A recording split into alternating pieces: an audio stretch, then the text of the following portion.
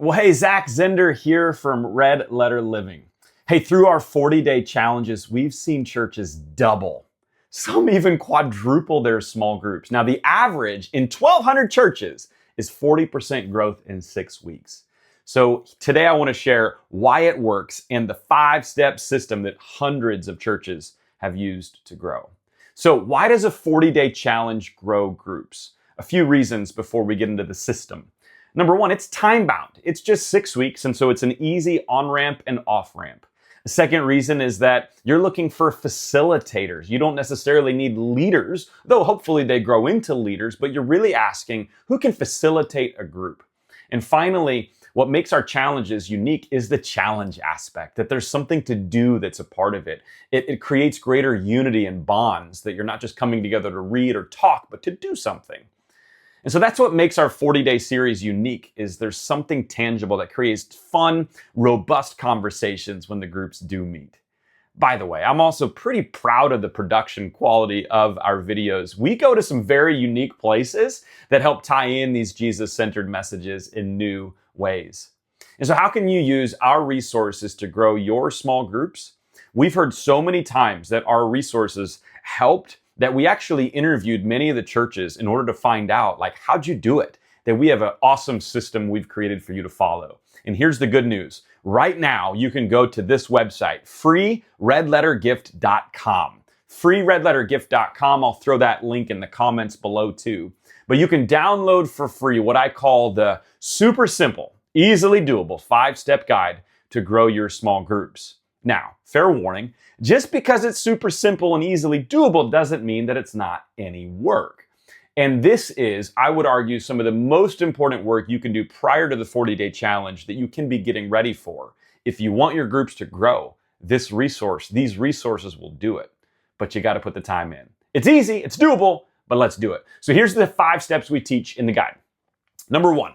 Measure where you are today in your groups, both with small group leaders and overall in-group attendance. You can't set a great goal if you don't know where you are right now, which points to the easy step 2 that you probably could have guessed. Set a concrete goal. Let's say your goal is to grow by 50% in leaders and overall people. So let's use round numbers. If you have 10 groups, 15 would be the goal you want to hit. So what I would encourage you to do is go up to 18 or 20. And that way you're stretching yourself even further. But either way, whatever that number is, write it down and share that number with leaders and staff and key stakeholders. And then number 3 is to recruit facilitators personally. The key to growing groups is adding leaders, or in our case, facilitators. And so go through who is already currently facilitating. Make sure you get them on board first. Let them know the whole church is doing this 40-day challenge and you'd love for them to be a part of it. So grab their buy-in. But then along with other key leaders, or maybe staff, or maybe your board, go through your current database and find who could be leading, facilitating a group. And here's what you do. You just ask them. You know, announcements inspire, but personal invitations activate. And I still believe and have heard that good old-fashioned word of mouth is the best way to recruit leaders. I see in you that you can be a facilitator. Let's do this. So make a short list out the people, and then reach out to them. And then you're going to invite them to a Vision Cast event. And that leads to step 4, lead a Vision Cast event.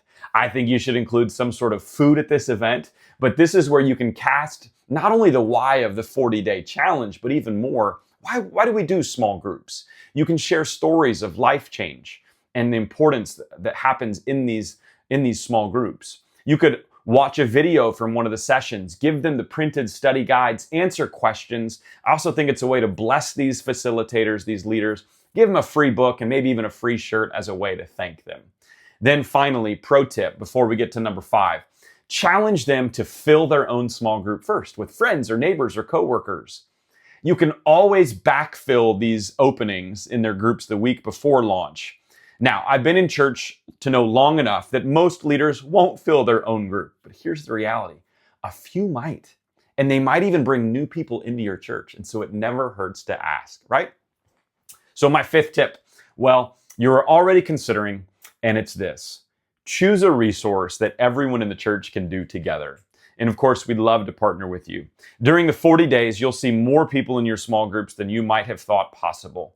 So do your best to document and tell stories of success from these groups and remind people that if they miss a week or they miss doing a challenge, jump back in. Grace over guilt, obviously, every time. A 40-day challenge is not a cure-all for small groups forever. But what it can do is be the catalyst to give you boosts, jumps, and spikes in this really important ministry in our churches. And the resource you choose to do church-wide is incredibly important.